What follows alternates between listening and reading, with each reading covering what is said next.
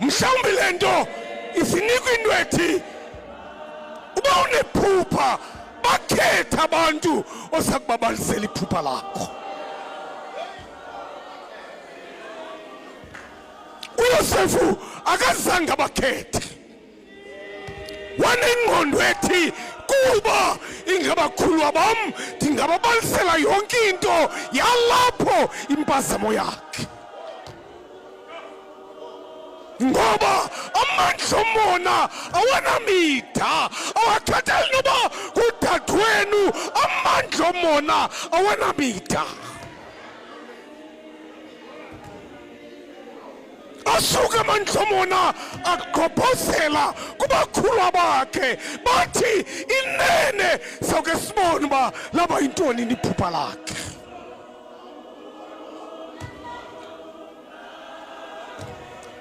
So ngamanye amazwi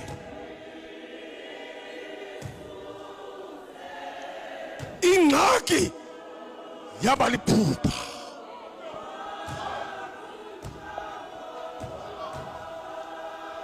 bonke abantu abanephupha banamanxeba emqolo. nolomonde lona esuba ile nto ayiyo nje wayenephupha, kodwa uba ungamkhangela unamanxeba emqolo ngenxa yephupha.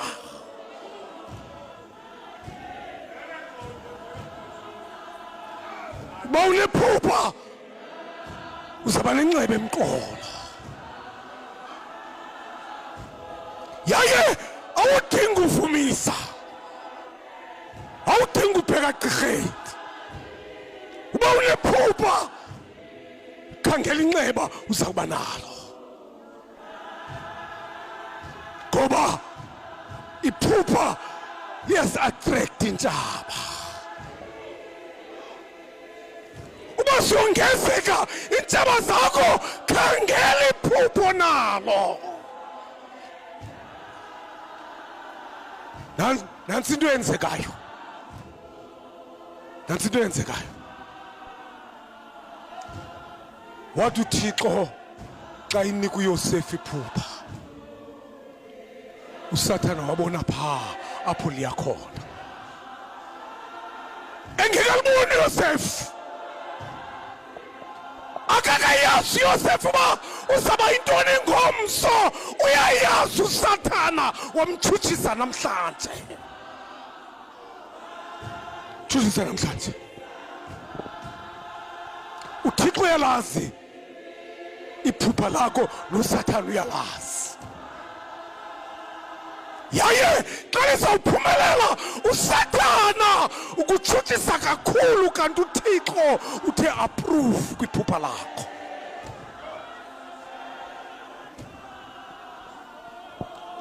xa kufika kuloo ndawo ndizowuza kuni bazalwane, ukuba iphupha lakho,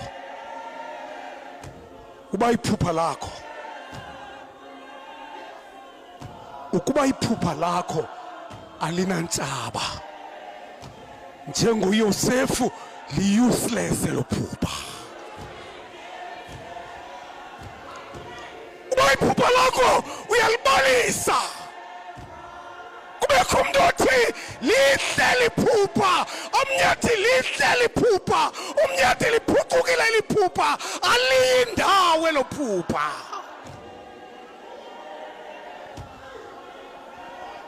ukuze liphumelele kufuneka kubekho into ethi ucinga uba wena sawuphathwa nguwe, ungubani na wena?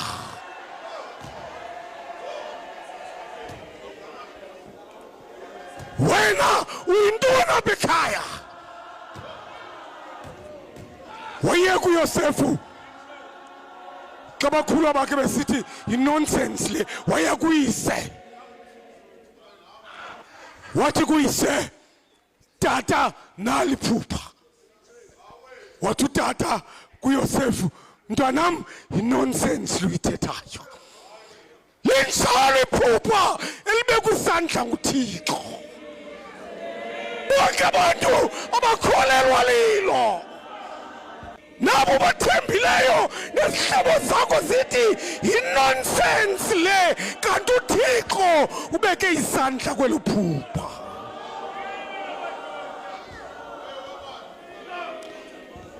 So ngoko ke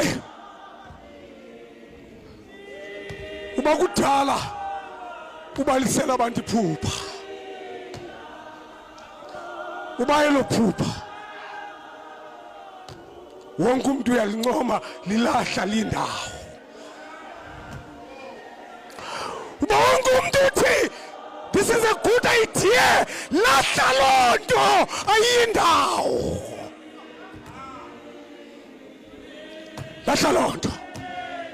Funeka bathi abantu kuwe ungubani wena ucinga uba le nto ungayenza njani wawugqiba uba yinto enje.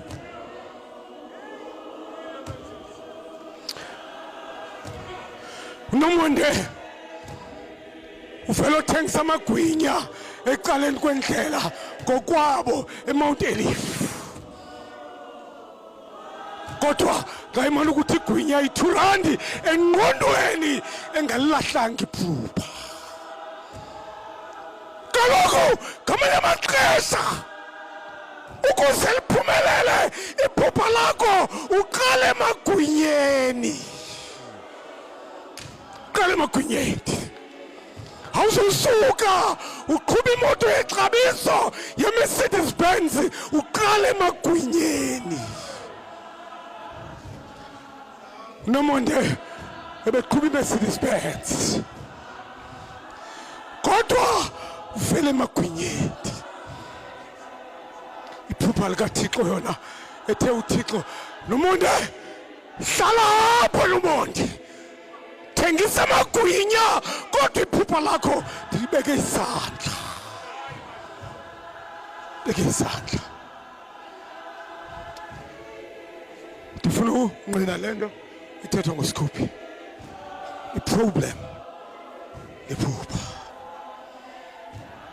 Abanye abantu babenikwe amaphupha nguThixo,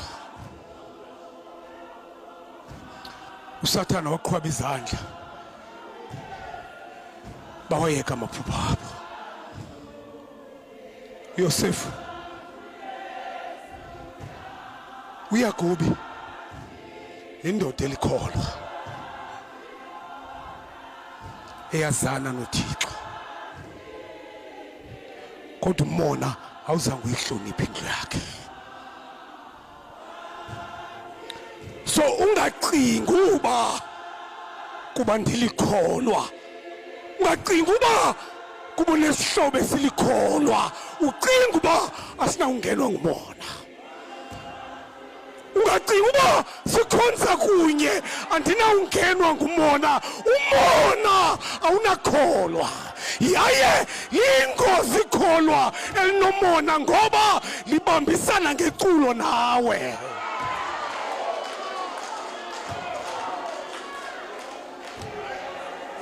Ngoko ke uYosefu wayenalo ngxaki, ikholwa kumona. Bazalwane, ndizoniyeka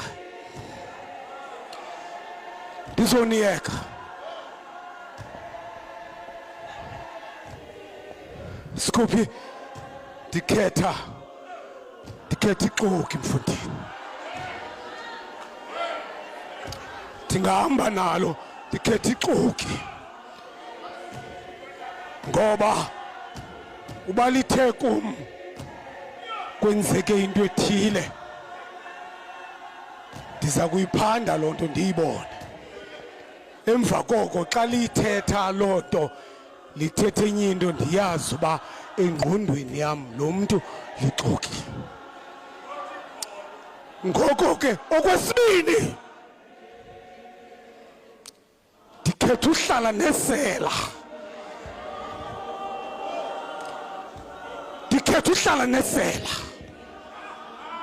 ngoba uba ndilahlekelwe yi-R20 alabikho, ngomso ndizaligcina kwindawo engena R20. Ngoko ke ixoki zokinesela ziyanyamezeleka, kodwa umenza njani umuntu onomona? Ngoba noba ngaphelelwa ngamehlo, uba indlebe ziseva, uqala phansi umona. uYosefu uthemva kuba izinto uThixo elilayitile, uThixo elilayitile uThixo iphupha lakhe. Mphulaphuli uNomonde ebe nephupha, kodwa nephupha likaNomonde belinabo abakhuluwa abathi kuye, ucinga ungubani? Ucinga ungubani? Bazalwane, ukuba iphupha lakho alinantshaba, ndithe kuwe liyeke. Kufuneka ukuze libe liphupha libe nabakhuluwa, yaye abakhuluwa balicudise. Xa belicudisa akuyekele uThixo,